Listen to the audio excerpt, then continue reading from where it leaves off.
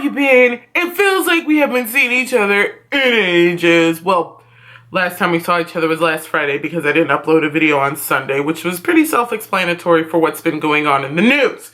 So, The Bachelorette did not come on this week. We are on a 2-week break. It'll be back next week, and that's the last episode that I'm reviewing because I think this season has gone to shit. So, after that, I'll just be reviewing what I'm going to review today, which is Scream the TV series.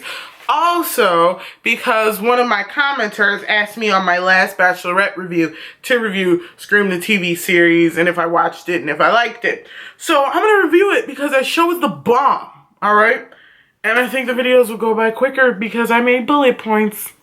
I'm real organized. My handwriting is ugly, but I'm organized like shit. Alright, so the episode opens with the previously on Scream, and they do all that.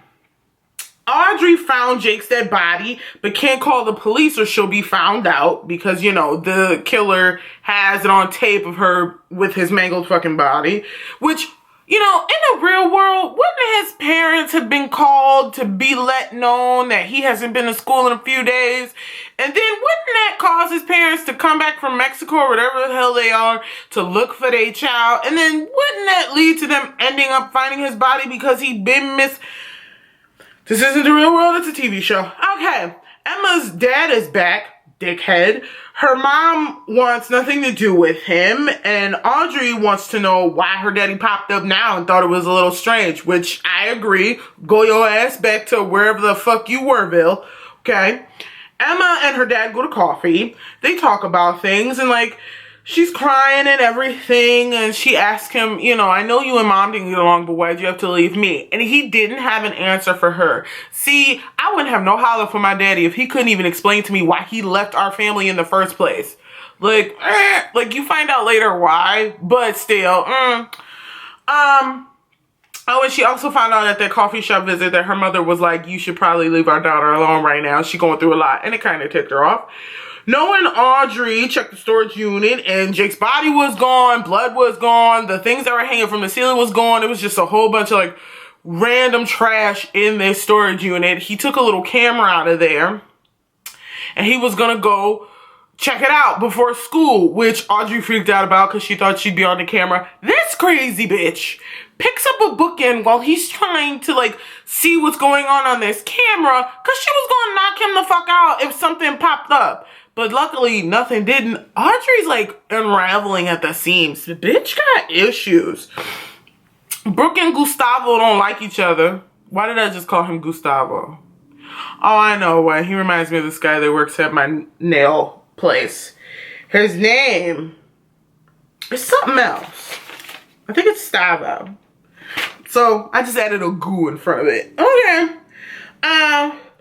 Brooke and him don't like each other because she feels like he's really fucking annoying because he pops up everywhere she seems to be. He's suspicious as fuck to me. I already don't like his cop daddy who seems so nonchalant about the things going on in the town. Ugh. Emma and Kieran were talking and then his cousin Eli jumped in the conversation, which you're annoying as fuck. We didn't need you, but okay. I hate people that interject in your conversations and you didn't ask them shit, alright? So then she proceeds to show him around the school and they talk to try to get to know each other. Someone sent Audrey a video of her in the storage unit, which we all know it was the killer, to blackmail her and stuff. Emma's mom and dad talk, and because he was like, why did you tell Emma this and that? And she was like, well, you ain't shit. And he was like, well, I came back because, and he said some girl's name had been emailing him. She looks at his phone and she's like, well, that girl's been dead.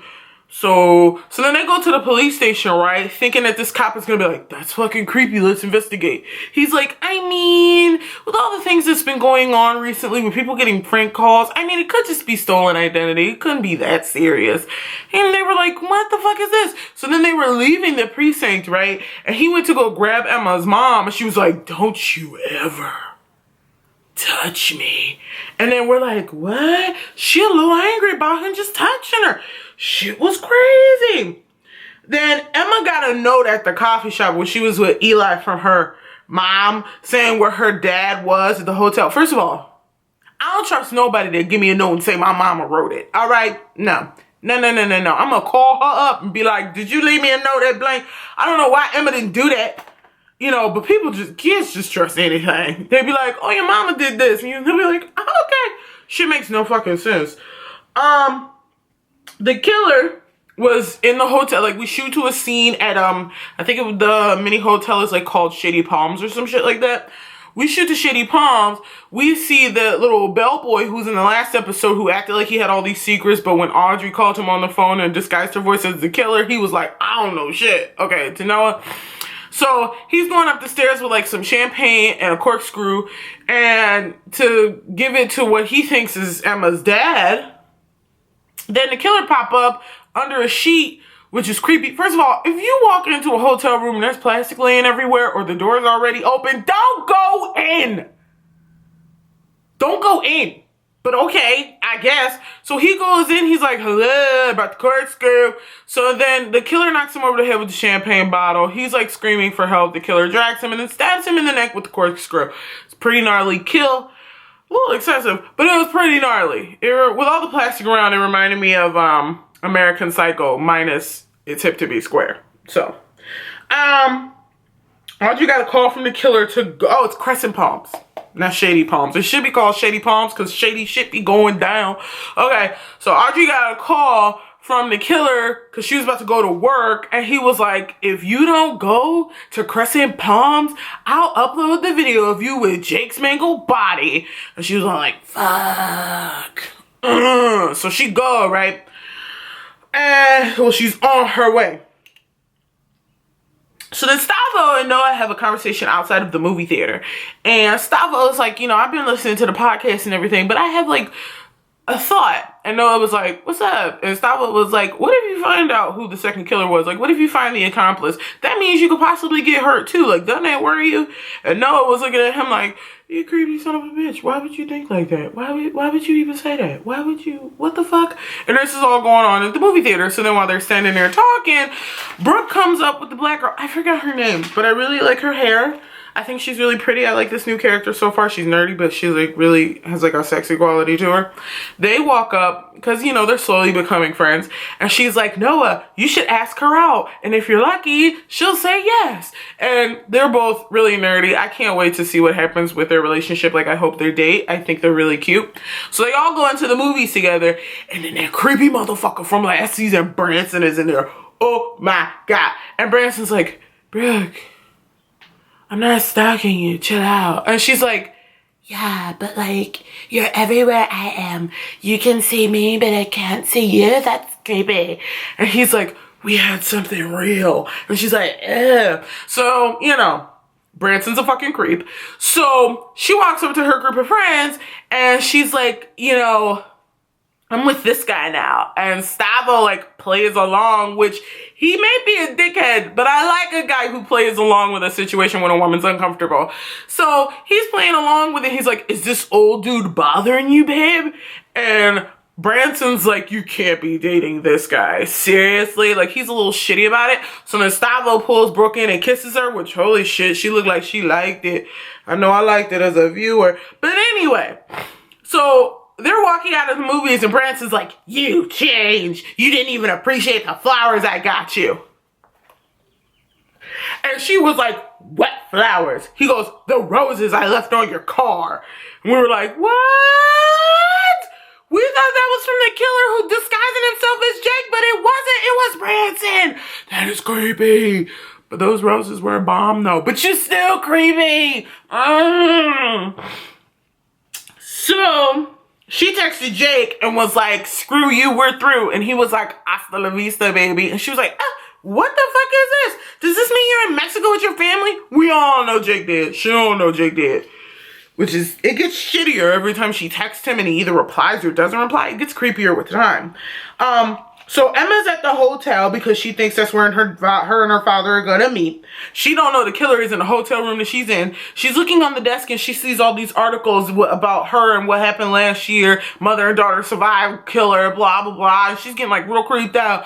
And she hears a sound in the bathroom. She goes walking towards the bathroom. Audrey is like calling her on her phone. Audrey almost crashed her car, by the way, which, bitch, watch the road. Texting and driving isn't good.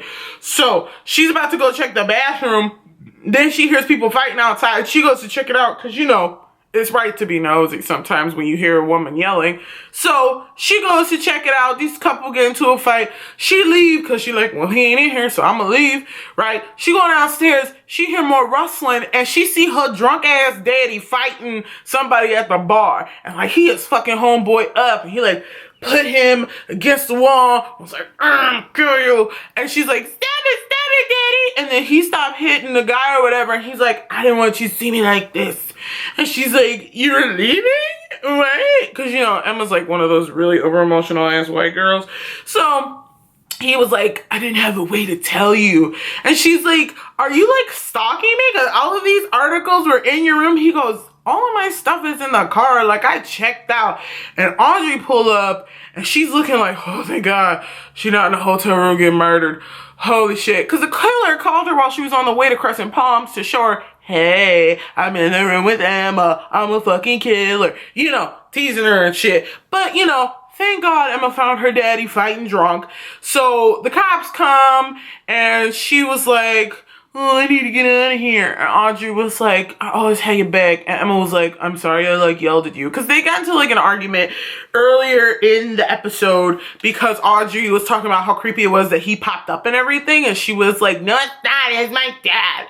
So, yeah. And then the end of the episode is Audrey gets in her car. She gets a text from the killer that says, check under your seat. And it's the corkscrew that he just used to kill the bellboy at Crescent Palms. And he's like, well, now you can't contact the police. And like his blood is all over her hands and she starts hyperventilating. And then they give us previews to next week. Which I'm not going to tell you what's happening next week. Go look on mtv.com and watch. Duh. But anyway, I hope you guys enjoyed this video. It was 12 minutes long because, you know, I give real detail with my reviews. Hopefully I didn't talk too fast. Hopefully you like this video. See you guys again on Face Mask Friday.